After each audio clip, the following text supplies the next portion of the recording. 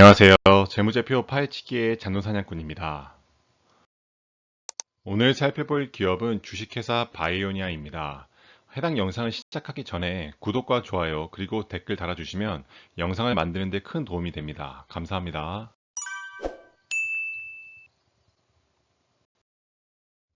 파트는 크게 세 가지로 나뉘어져 있고 오늘은 파트 1 회사 개요에 대해서 살펴보는 시간을 갖도록 할게요. 파트 1 회사 개요입니다. 우선 기업 정보를 살펴보면 다음과 같은데요. 설립일자를 보면은 92년도 8월 28일로 지금까지 약 30년 정도가 된 기업인 것을 알 수가 있어요. 그로부터 13년 뒤인 2005년도 말에 코스닥 시장에 상장이 된 것을 알 수가 있습니다. 영위하는 사업을 보면은 유전자 기술 전문 기업인 것을 알 수가 있고요. 좀 더 디테일하게 살펴보면은 유전자 연구 및 진단과 관련된 기초 소재 그리고 시약, 첨단 장비 및 RNAi 시행약 분야 연구 개발 및 제품화에 노력하는 것을 알 수가 있습니다. 주요 종속회사는 크게 4개인데요.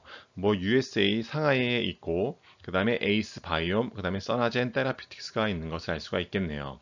본사는 대전에 있는 것을 알 수가 있어요. 이 기업을 살펴보면서 조금 눈에 띈 것은 전환사채의 비중이 꽤나 높다는 건데요.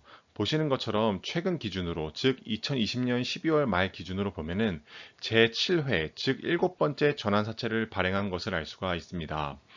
이럴 때 전환가액이 중요할 텐데요. 2019년 12월 30일에 전환가액이 6,681원으로 조정이 되었다는 것을 알 수가 있어요. 실제 우리가 코스닥 시장에서 거래되는 금액보다 훨씬 더 낮게 전환가액이 설정이 되어 있다고 한다면 기존 주주들에게 더 많은 피해가 갈 수가 있다는 점은 참고를 하시면 좋을 것 같아요. 왜냐하면은 기존 주주의 가치가 희석이 되기 때문입니다.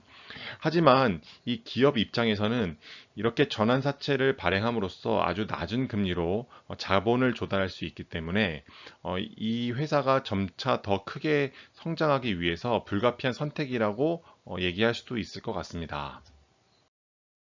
주식의 총수 현황을 살펴보면은 보통주가 총 3억 주인 것을 알 수가 있고 우선주는 해당 사항이 없는 것을 알 수가 있어요.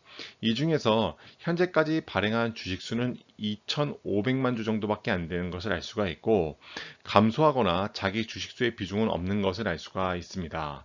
따라서 실제 유통되고 있는 주식 수는 2,500만 주 정도가 되는 것을 알 수가 있고 지난주 기준으로 거래량을 보면은 0.57%로 알테오젠인 경쟁사에 비교해 봤을 때는 조금 높은 수치이지만 절대적인 수치로 그렇게 높은 수치는 아니라고 볼 수가 있겠습니다. 주요 사업 부문별 매출액 및 매출 비중을 살펴볼 텐데요. 왜냐하면은 매출액과 매출 비중이 가장 큰 곳이 어느 곳인지, 어느 사업 분야에서 발생하는지를 알아야지 이 기업의 성장성을 예측하는 데 도움이 되기 때문입니다. 보시는 것처럼 유전자 시약 및 분자 진단 키트에서 해외 분야에서 가장 큰 매출의 비중인 47.4%가 발생하는 것을 알 수가 있습니다. 그 다음으로 프로바이오틱스가 국내에서 약 23.2%의 매출 비중을 갖고 가는 것을 알 수가 있고요. 그 다음이 유전자 시약 및 분자 진단 키트가 국내에서 14.5%의 매출, 그 다음에 유전자 진단 장비가 해외에서 12.4%로 그 다음을 잇고 있는 것을 알 수가 있어요. 역시 코로나 때문에 유전자 시약 및 분자 진단 키트가 해외에서 아주 선풍적인 수요가 발생하기 시작했고 그렇기 때문에 매출에서 아주 큰 부분이 이 분야에서 나온다는 것을 알 수가 있습니다. 실제 케이거 기준으로 살펴보면은 가장 눈에 띄는 것이 바로 유전자 진단 장비 해외에서 이 분야가 최근 3년 동안 약 213.2%씩 상승한 것을 알 수가 있고 그와 용어 상박인 수준으로 아주 크게 상승한 것은 유전자 시약 및 분자 진단 키트의 해외 분야에서 3년 동안 최근 3년 동안 167%씩 상승한 것을 알 수가 있습니다. 그러면 바이오니아의 사업 부문별 시장 여건에 대해서 한번 살펴볼게요. 바이오니아의 사업 부문별 시장 여건을 살펴볼 건데요. 우선 산업의 특성을 살펴보면은 유전자 분야의 원천 기술을 바탕으로 질병의 진단과 치료, 그리고 예방을 위한 이런 사업을 영위하고 있고 바이오 헬스 케어 기업이라는 것을 아까 앞에서 살펴봤습니다. 2020년도 코로나19로 인해서 원천 기술과 특허를 적용해서 지금 코로나19 시약 키트의 출시를 통해서 전 세계 90여 개 국가의 제공을 통해서 매출을 아주 많이 상승을 시킨 것을 알 수가 있습니다.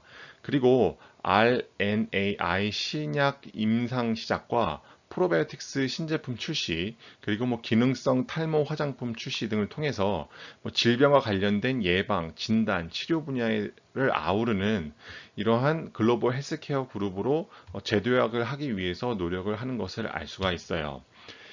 이 회사에서 가장 메인인 사업 중에 하나인 바이오 사업 분야에는 과학 산업, 그 다음에 분자 진단, 신약 연구 분야, 기능성 화장품 분야, 나노 사업 분야 등이 있는 것을 알 수가 있어요.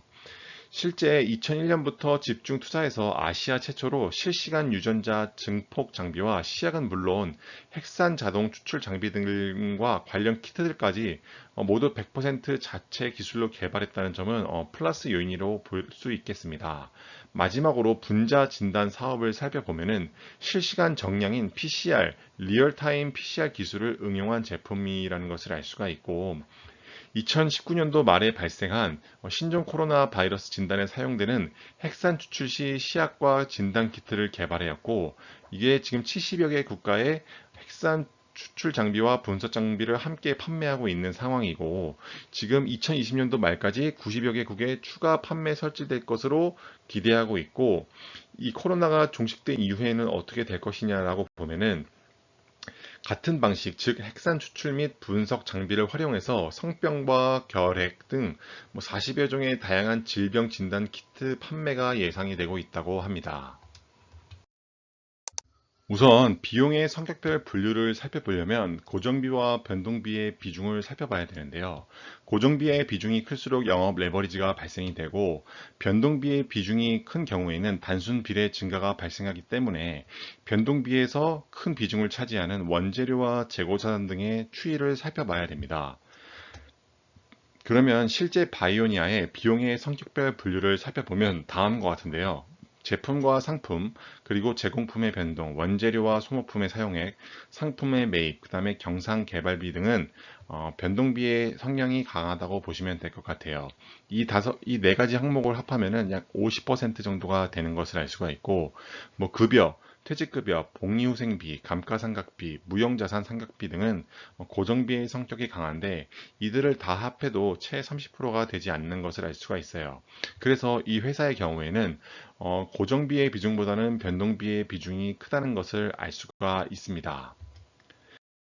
그러면 실제 이러한 원재료의 가격 변동의 추이를 통해서 얼마만큼의 이 변동비가 이 영업이익에 영향을 미치는지 플러스 영향을 미치는지 마이너스 영향을 미치는지 알 수 있겠는데요.